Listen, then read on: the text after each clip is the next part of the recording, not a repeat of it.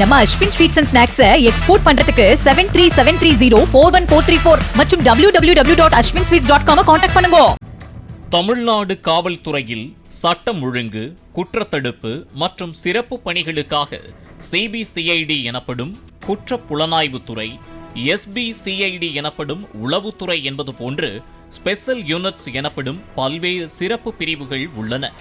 அப்படி armed police எனப்படும் ஆயுதம் ஏந்திய போலீசாரின் சிறப்பு பிரிவில் செயல்படுவதுதான் தமிழ்நாடு ஸ்பெஷல் போலீஸ் எனப்படும் தமிழ்நாடு சிறப்பு காவல் படை. மாநிலத்தில் கூட்ட நெரிசல்களை கட்டுப்படுத்துதல் மற்றும் சட்டம் ஒழுங்கை பராமரிக்கவும், கலவரங்களை கட்டுப்படுத்தவும் தமிழ்நாடு அரசால் உருவாக்கப்பட்ட தமிழ்நாடு காவல்துறையின் ஒரு முக்கிய துணைநிலை அமைப்பாகும்.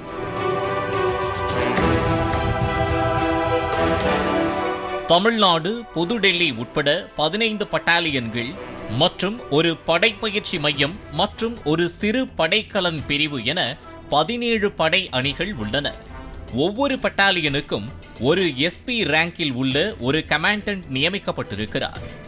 2 டிஐஜிக்கள், ஒரு ஐஜி என செயல்படும் ஒரு ஆர்ம்டு போலீஸ் சிறப்பு பிரிவின் தமிழ்நாடு சிறப்பு காவல் படைக்கு ஐபிஎஸ் அதிகாரியான டேவிட்சன் தேவாசீர்வாதம் டிஜிபியாக உள்ளார்.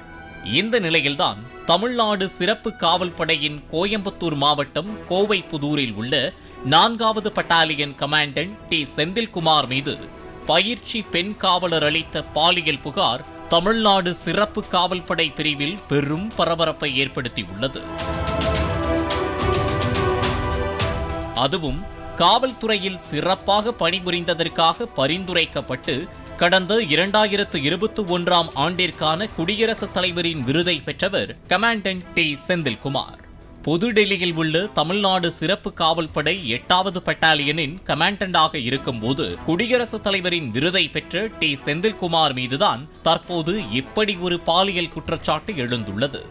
இதுகுறித்து தமிழ்நாடு அரசின் கூடுதல் தலைமை செயலாளர் தீரஜ்குமார் வெளியிட்டுள்ள அரசாணையில், கோவைப்புதூர் தமிழ்நாடு சிறப்பு காவல் படை 4வது அணியின் கமாண்டண்டாக பணியாற்றி வந்த டி செந்தில்குமார் மீது பாலியல் துன்புறுத்தல் தொடர்பான புகார்கள் எழுந்துள்ளன.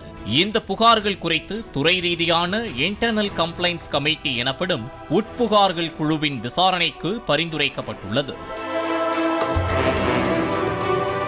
வழக்கின் தன்மை மற்றும் பொது நலனை கவனத்தில் கொண்டு தமிழ்நாடு சிவில் சர்வீஸ் ஒழுங்கு மற்றும் மேல்முறையீடு விதிகள் 1955 17E பிரிவின் கீழ் செந்தில்குமாரை பணியிடை நீக்கம் செய்ய அரசு உத்தரவிட்டுள்ளது.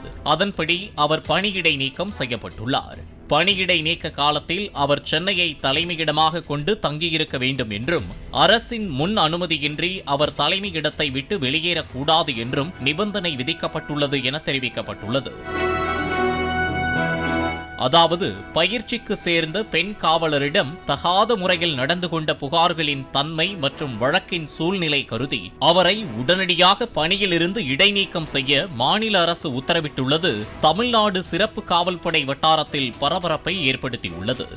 மேலும் இதற்கு முன் பணியாற்றிய இடங்களில் இவர் வேறு பெண் காவலர்களிடமும் ஏதாவது அத்துமீறி உள்ளாரா, இதேபோன்று மற்ற கமாண்டன்ட்கள் வேறு பெண் காவலர்களிடம் அத்துமீறும் புகார்கள் உள்ளனவா என்பது குறித்தும் தீவிர விசாரணை செய்து வருவதாகவும் தகவல் வெளியாகியுள்ளது.